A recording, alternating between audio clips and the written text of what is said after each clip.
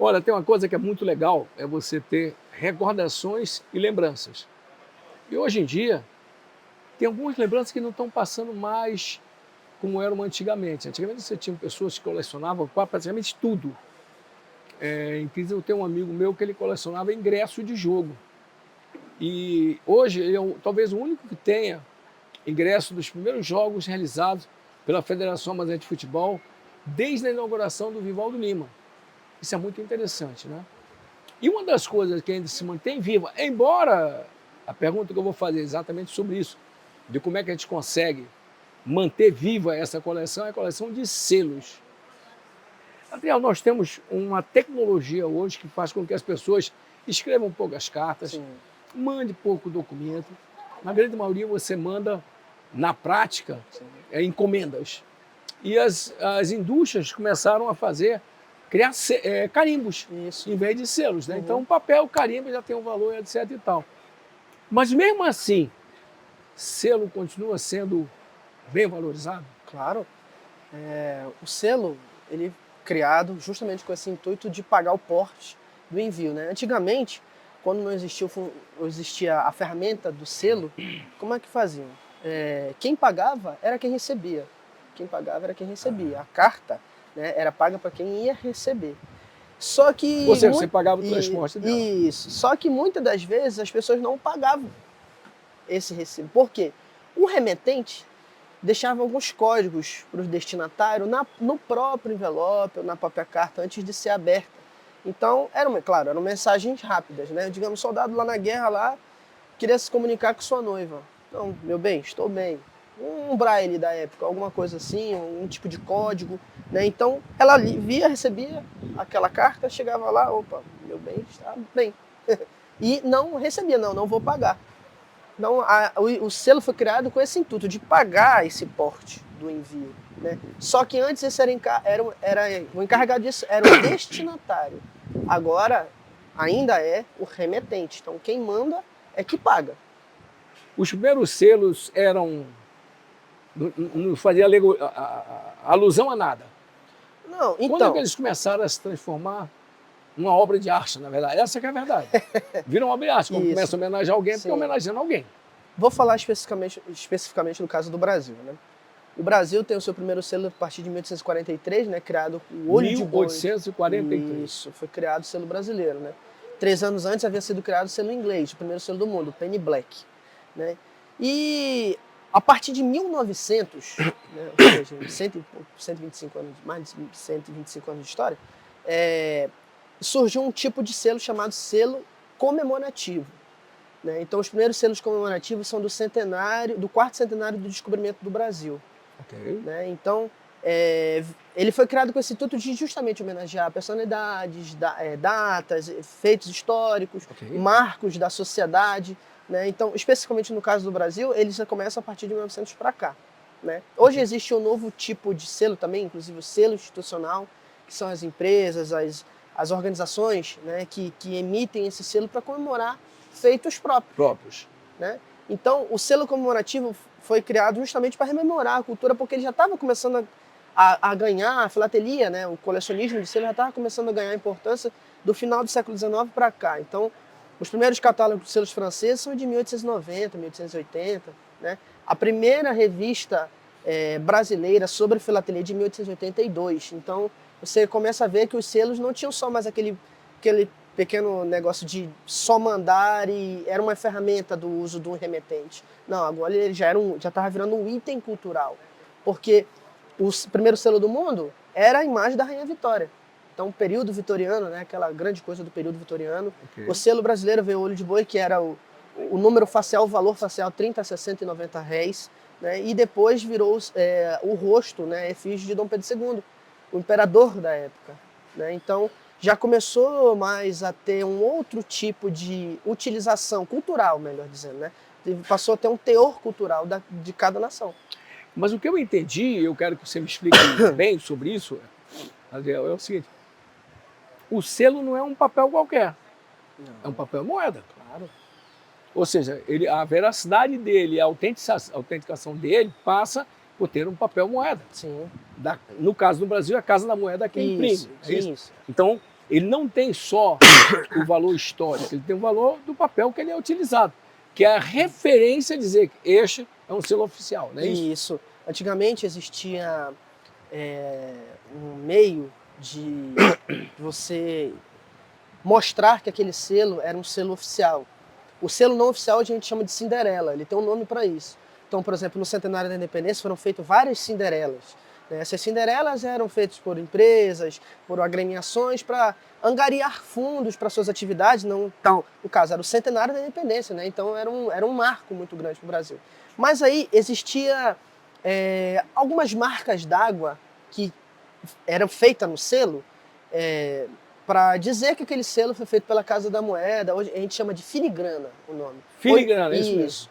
Hoje não existe mais a filigrana, né? Não tem mais a filigrana, mas existem parâmetros de segurança que são usados no selo, que também são usados na nota. Algumas marcações, alguns códigos, entendeu? Então, inclusive é crime você emitir um selo Cinderela hoje, né? Antigamente não tinha esse valor jurídico, mas hoje tem. E talvez tenha até menos, né? Claro! Tem até muito menos, porque você... Aí eu faço a pergunta, você faz parte, você é o presidente do clube da filatelia. Do Amazonas, isso. Nós temos um crescimento desse interesse. O princípio da vida é o seguinte, aquilo que você conhece, aquilo que te informam, parte da tua capacidade de compreensão do que está em volta.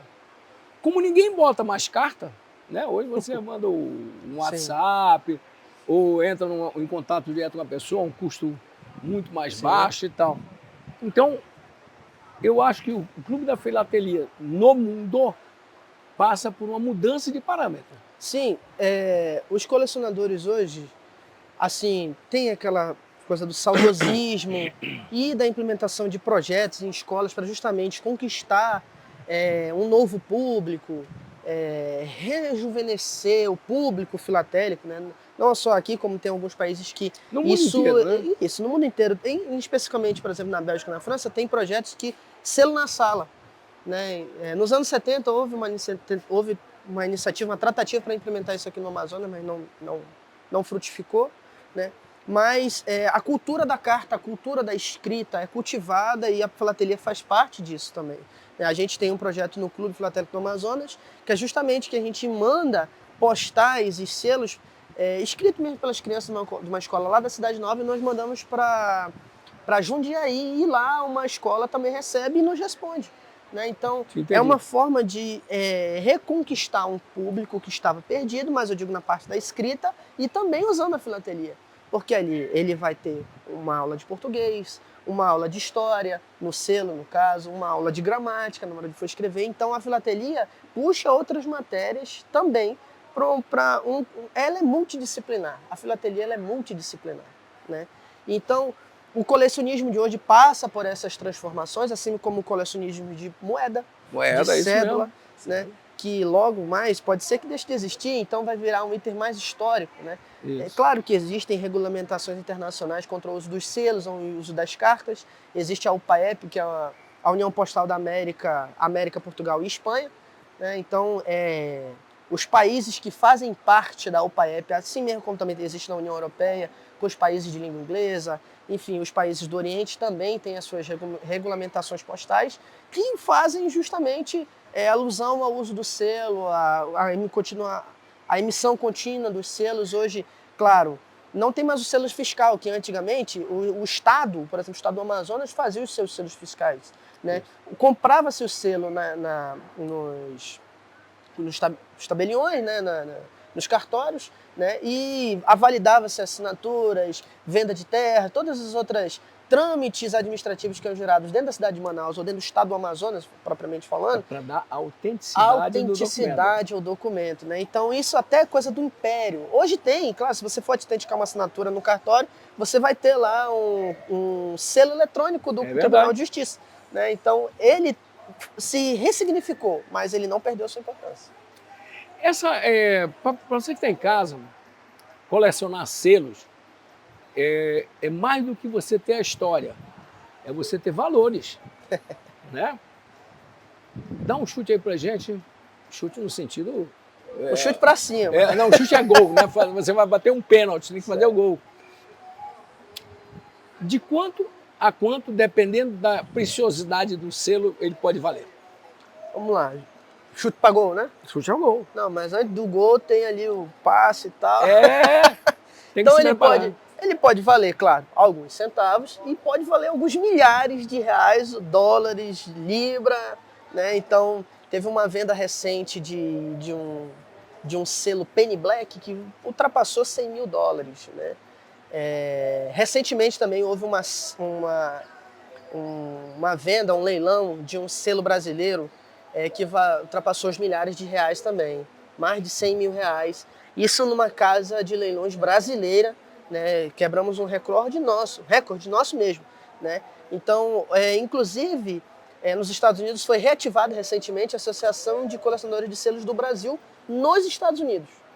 Né? Então, isso vai movimentar mais ainda esse comércio. Então, além da parte cultural, da parte histórica dos selos postais, existe a rentabilidade que isso também traz. Colecionismo é um investimento. Hoje o CFA, o Clube Filatélico do Amazonas, possui um grupo de vendas. Né? Então, as peças podem variar de 5, 100 reais e até mais. Claro, a gente ainda está começando, então a única coisa que começa de cima é poço. Né? Então, a gente está começando ainda com as nossas pequenas vendas para angariar fundos para a nossa associação, né? E assim como tantas outras associações que promovem esses tipos de vendas para angariar fundo para suas atividades. Né? Então, colecionismo é um investimento. Então, você que tiver a sua coleção aí, guarde, organize-a, né? Porque ela pode valer bastante, dependendo do tipo de material, do tipo de coleção. Assim, veja, por exemplo, o Museu de Numismática Bernardo Ramos. Era a coleção do Bernardo Ramos, chegou a ser a quarta maior coleção de moedas do mundo. Né? Era a maior das Américas, entendeu? Então, daí você vê, o Estado comprou por alguns milhares de réis na época, em 1900, vai fazer 130 anos agora o Museu de Numismática, né? Então foi o primeiro do Brasil, do gênero, né? Foi aqui em Manaus. Então, a organização dela, o Bernardo Ramos fez um catálogo desse material, né? Então, registro. Isso, todo numerado, de todas as peças. Né? Então isso valoriza a coleção, uma organização de uma coleção, ela valoriza, né? E precifica ela. Deixa eu fazer uma questão tua. Vamos dizer, nós estamos falando para o Brasil e para o mundo, né? Aqui. Então, especialmente pessoas que têm casas há muitos e muitos anos no interior do estado e de repente seu ente querido morre. Dá uma procurada lá. Você vai acabar achando selos.